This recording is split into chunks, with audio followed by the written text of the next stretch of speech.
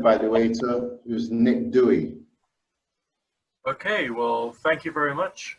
And thank you very much, Enca, for your powerful speech. Now, as far as your content is concerned, I can't really fault you. You thought it through very hard and very deeply. You have excellent planning for the vision of how this particular project was going to manifest itself. So initially, from the outset, I just loved the way in which it was presented. Your pacing was brilliant. And of course, the use of the Gantt chart, which I studied myself briefly during my studies in management accountancy a certain period of time ago.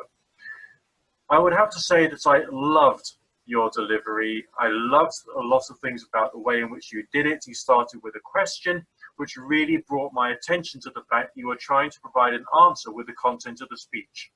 The presentation, the visual aids themselves were beautiful and contained an awful lot of your message. This is the kind of speech and the kind of delivery which would go down very well in a professional environment without the shadow of a doubt. However, I do have some recommendations.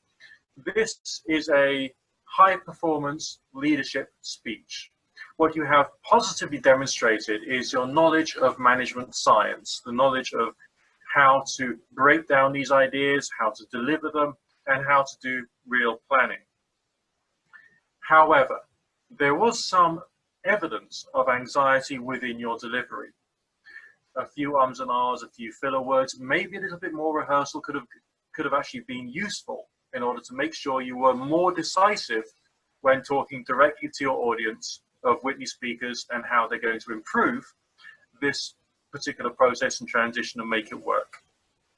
One piece of evidence I would give you from what you said was one thing we've been looking at, but not the only one.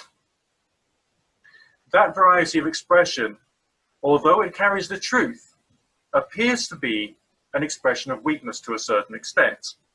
Instead, I would have stuck to your bullet points, looked at your audience, kept it to the point, given your point number 1, point number 2, point number 3, then maybe it would be worthwhile finishing off to say that we will arrange an appraisal of the process with the passage of time, which would take into account where you're coming from, your awareness of the fact that there are some unknowns, as there has to be with a project of this type, and also your desire to keep the leadership going.